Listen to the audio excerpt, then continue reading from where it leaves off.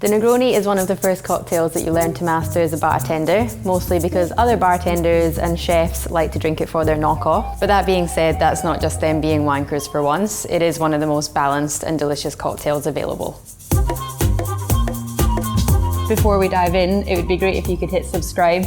It really helps us keep the channel going if you interact with us. And if you find it helpful, give us a like, chuck us a comment below. When I was being taught how to make drinks, my bar manager told me to think of them as triangles. So you've got 1 point being the sweet, 1 point being the sour or the bitter, and 1 point being the dry and boozy. And it's pretty obvious here where that's all coming from. Your gin is your dry and boozy, the Campari is the bitter, and the sweet vermouth is the sweet. And then it's all tied together and elevated by the lovely earthy and herbaceous notes from the botanicals in all of these ingredients. As with basically every classic cocktail, the origins of the Negroni are disputed. The story goes that the Negroni is an evolution of the Americano, which in itself was an evolution of the Milano Torino. The Milano Torino is a super simple aperitif style drink which is equal parts Campari, which is from Milan, and sweet vermouth from Turin. So when Americans started arriving on the scene for holidays in Italy around the time of Prohibition, they liked their highballs. They liked the Milano Torino but would ask for it with a splash of soda, and thus the Americano was born. Incidentally, this is also supposedly why a long black is called an Americano in Europe, because when the soldiers from America came over to Europe in World War II, they added some hot water to their espresso to make it more similar to the filter coffee that they would drink at home. The next bit is the best, but not necessarily accurate story. There was apparently a Count Camillo Negroni who was a bit of a cowboy and a wild child, and he asked his local bartender in Florence if he could have something like the Americano, but stronger. The bartender substituted gin for the soda, and the rest is history. Although quite widely contested history, because there are other printed recipes for cocktails very similar or indeed identical to the Negroni appearing around the same time and slightly before. Nowadays, the accepted recipe for a Negroni is equal parts gin, Campari, and sweet vermouth. But honestly, I agree with Gaz Reagan, a drinks writer who once said, "You can slap my wrist and call me Deborah if it doesn't also work no matter what ratios you use." So feel free to make a hero of your favourite ingredient, but this is what I think you need to make the perfect Negroni.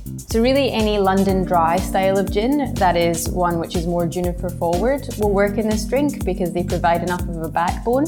But I've gone for 4 Pillars, which is a local gin because they use fresh whole oranges in their distillation process, which works really well in this drink.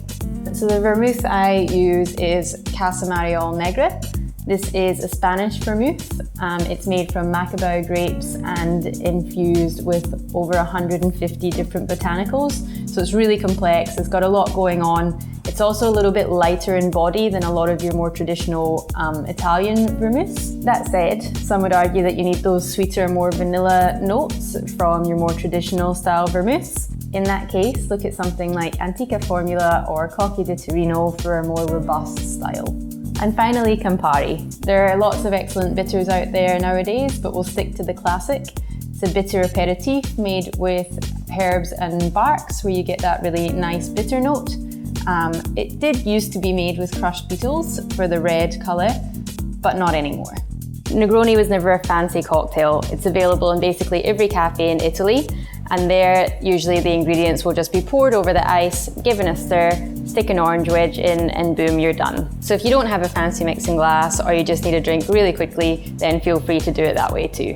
So it's generally good bar etiquette to get your garnish prepared before you start making the drink, because as soon as you get some ice in that spirit, then it's diluting and you don't want to then be faffing around with an orange at that point. As I said, you can just use an orange wedge. I personally like to do a twist because then that way when you give it a little squeeze over the top of the drink, you get all the lovely orange oils just floating on the surface of it. Hold the orange at the top and then cut away from you for as long as you would like your twist to be.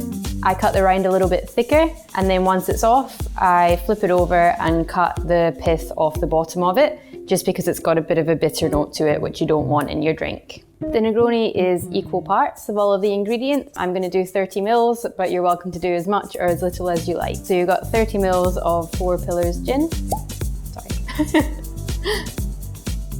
30 mils of Campari. and 30 mils of Casa Mariol Vermouth Negre. Pop those all into your mixing glass. Fill the mixing glass with as much ice as you can fit in there. Grab your bar spoon and you just want to pop the back of your bar spoon against the inside of the mixing glass and push the ice around. Once you can feel the glass start to get cold, your Negroni is probably ready. Give it a taste.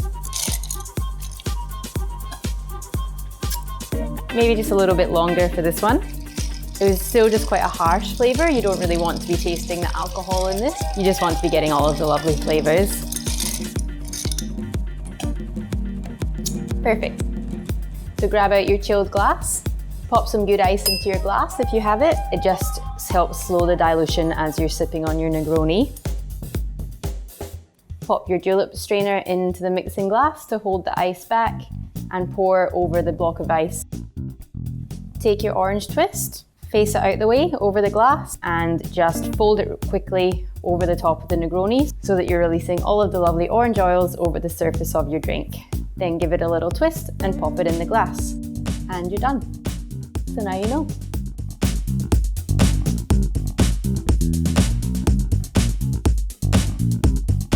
As I said at the beginning, the beauty of the Negroni is how simple it is and how easy it is to see how the balance works. And because of that, the variations are endless. Around the same time as the Negroni was being born, another cocktail called the Boulevardier was also appearing. This one substitutes bourbon for the gin, just the ratios are slightly different. So it's 1.5 parts of bourbon to half a part of the Campari and the sweet vermouth. So a bit boozier and obviously a little bit heavier with the bourbon, but a delicious after dinner drink. If tequila is more your thing, there's the Rosita, where you substitute the gin with tequila. One of my favorites is something called a white Negroni.